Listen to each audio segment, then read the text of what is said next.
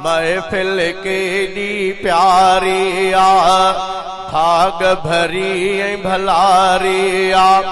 आल मथा क़ुरान पढ़ण थी पई बाग बहारी आ, महफिल केॾी प्यारी आ।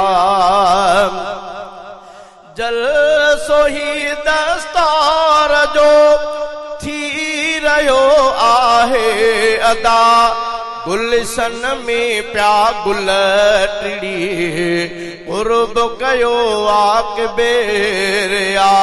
जलसो ही दस्तार जो थी रहियो आहे अदा, गुलशन में प्या गुल टिड़ी क़ुर्ब कयो आक बेरिया। कारी साईं अती कही मेहनत कई आहे सजी, कारी साईं हाके मही मेहनत कई आहे सजी।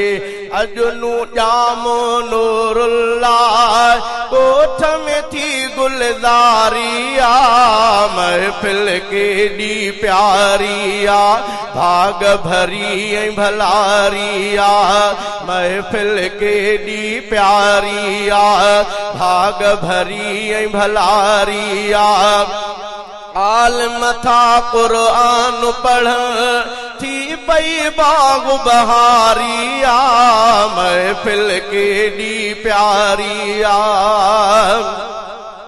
पूरो कयो क़ुरान जिने वक़ार रमज़ान से, ज़ीशान ही जो याटई आहिन जिंदाबाद से। पूरो कयो क़ुरान जिने वक़ार रमज़ान से, ज़ीशान ही जो याटई आहिन जिंदाबाद से। अब्दुल कदीर शेख व्यो पढ़ी, नासिर सुमरो व्यो पढ़ी। अब्दुल कदीर शेख व्यो पढ़ी, नासिर सुमरो व्यो पढ़ी। पंहिंजे फज़ल सां कई मालिक में घमलारी आ, महफिल केॾी प्यारी आ, भाग भरी भलारी आ।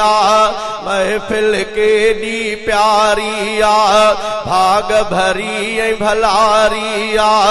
आल मथा क़ुरान पढ़ थी पई बाग बहारी आ, महफिल केॾी प्यारी आ। सहतो ज़ीशान व्यो पाक कलामुल्लाह पढ़ी, शकील अवेस आज़ाद व्यो हमादुल्लाह पढ़ी। सहतो ज़ीशान व्यो पाक कलामुल्लाह पढ़ी, शकील अवेस आज़ाद व्यो हमादुल्लाह पढ़ी। उस्ताद साहब ॾिनो मोहतम आहे ते सुठो, उस्ताद साहब ॾिनो मोहतम आहे ते सुठो। साईं अतीक साईं हाकिम लात इल्म जी बारी आ, महफिल केॾी प्यारी आ, भाग भरी भलारी आ। महफिल केॾी प्यारी आ, भाग भरी भलारी आ। आल मथा क़ुरान पढ़ थी पई बाग बहारी आ, महफिल केॾी प्यारी आ। खास बणियो मेहमान साईं अब्दुल मुजीब कुरैशी, साईं मीर मोहम्मद, साईं अब्दुल जब्बार हैदरी। खास बणियो मेहमान साईं अब्दुल मुजीब कुरैशी, साईं मीर मोहम्मद, साईं अब्दुल जब्बार हैदरी।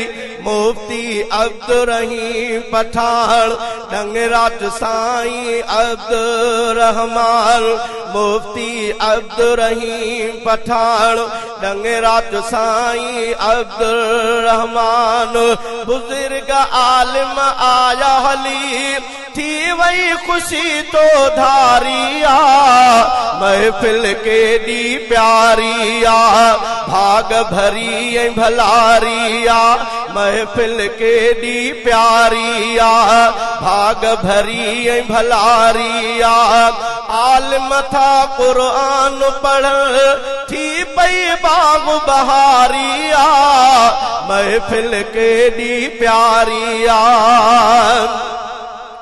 आसनु अला बख्शू चवे कहड़ी कया सारा हमा दीन जी खिदमत भी कई मुर्की मुर्की ताहमा आसनु अल्लाह बख्शू ते कहड़ी कया सारा हमा दीन जी खिदमत भी कई मुर्की मुर्की ताहमा रहन सदा से मुर्कंदा जग में जान बदर कंदा रहन सदा से मुर्कंदा जग में जान बदर कंदा शायर ही जैसे लिखो तई दो सर सराड़िया महफिल के दी प्यारिया भाग भरी भलारिया महफिल के दी प्यारिया भाग भरी भलारिया आलिम था कुरान पढ़ थी पई बाग बहारिया महफिल के दी प्यारी।